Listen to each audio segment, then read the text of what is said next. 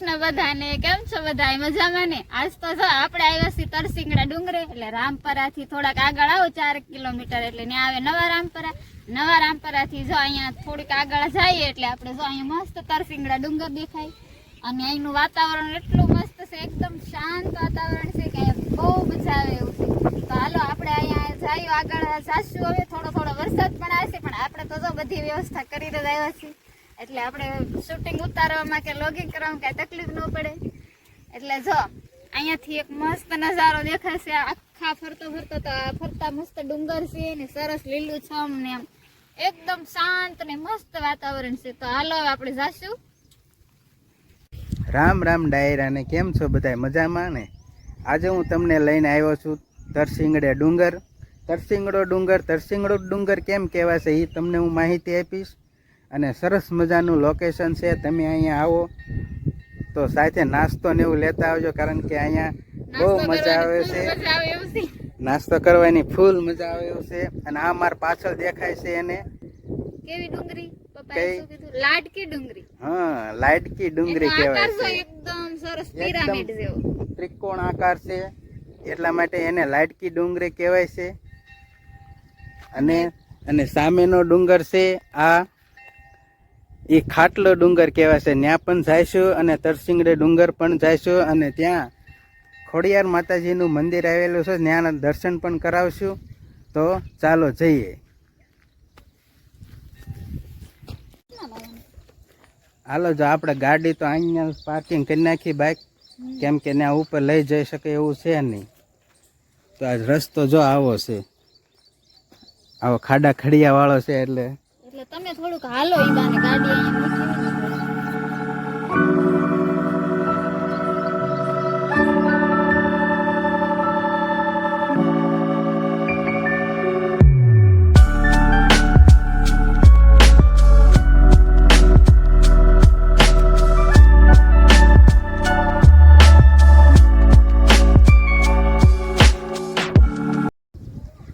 અડધે પહોંચી ગયા છીએ. અહીંથી મસ્ત સામે ડુંગર દેખાય, આટલે સુધી છે આ જગ્યા છે. એમાં હાલીને આવવાનું, અને હાલીને એટલે મીન્સ કે પગથિયા નથી એમ. પેલા એટલામાં હાલીને આવે, પછી અહીંયાથી હવે આવશે એટલે અહીંથી પગથિયા આવશે.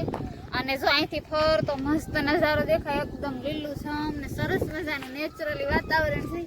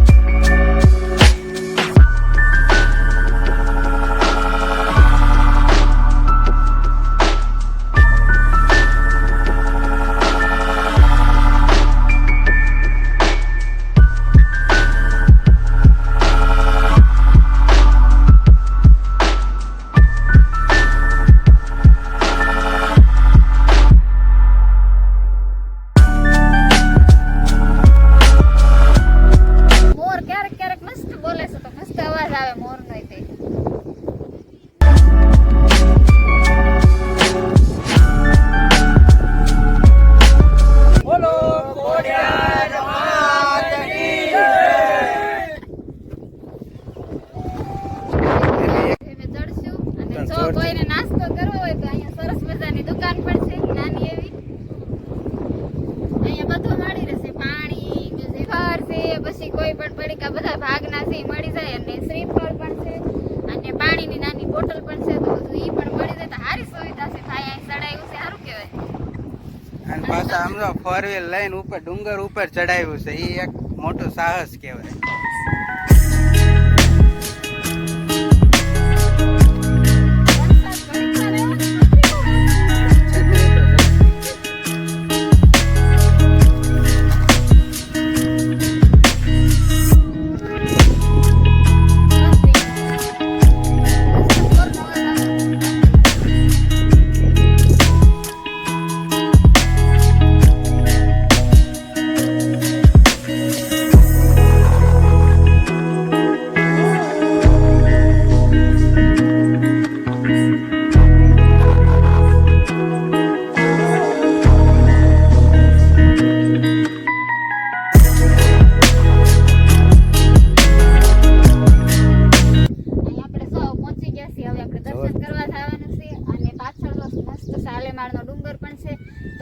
ક્યારેક ભવિષ્યમાં આપણે ત્યાં પણ જશું, એટલે ત્યાં પણ તમને લઈ જશું.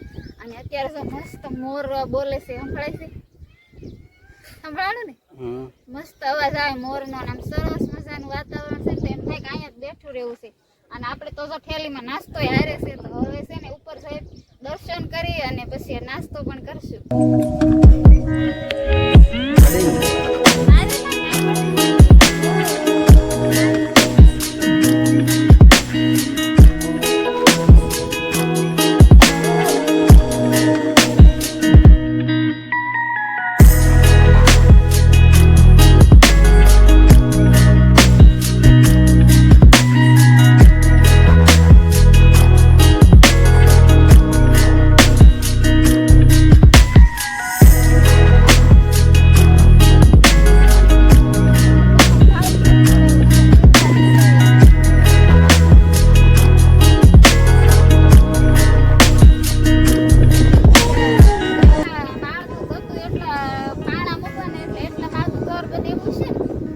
કે છે બધા તો માર તો બે જ માળ જોતો એટલે હું બે બાણા મૂકી દઉં. એવું કે છે ને તો બે બાણા મૂકી દઉં. લે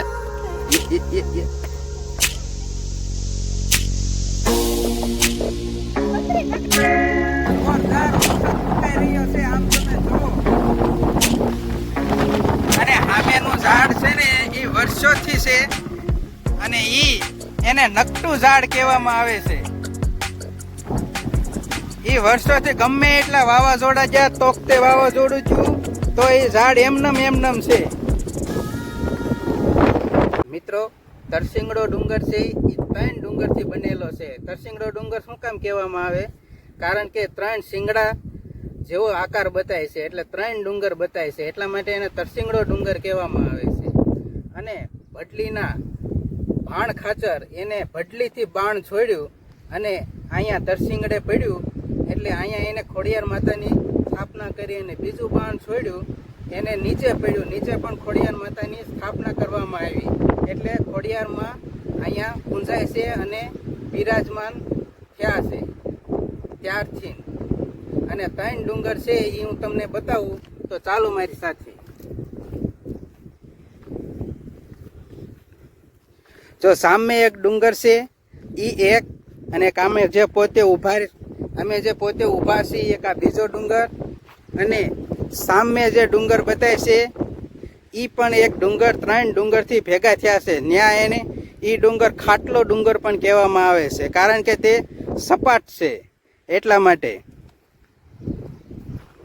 નીચે પણ મસ્ત લાટકે ડુંગરી, એનો પણ આકાર સરસ મજાનો પિરામિડ જેવો છે, આમ સરસ ત્રિકોણ છે ને, એટલે એને લાટકે ડુંગરી કહેવાય છે. એવી લોકવાયકા છે. આ બધું લોકવાયકા મુજબ છે.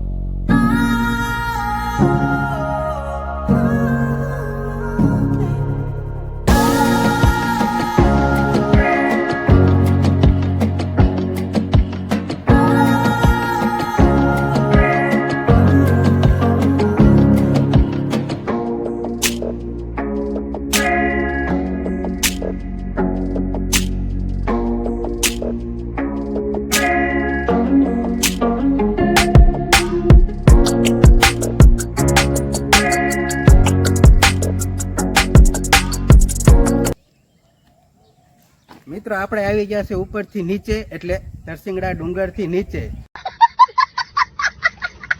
પણ એક વસ્તુ તમને કહેવાની તો ભૂલી જ ગયો કે તરસિંગડો ડુંગર છે એને શું કહેવાય? મિની ગિરનાર કહેવાય છે. તો હાલો મિત્રો, તરસિંગડો ડુંગરના દર્શન કર્યા, ખોડિયારમાંના દર્શન કર્યા. હવે ભૂખે બહુ લાગી છે, તો ડુંગરો ચડીને ભૂખ તો લાગે, એટલે નાસ્તો કરી લેવી.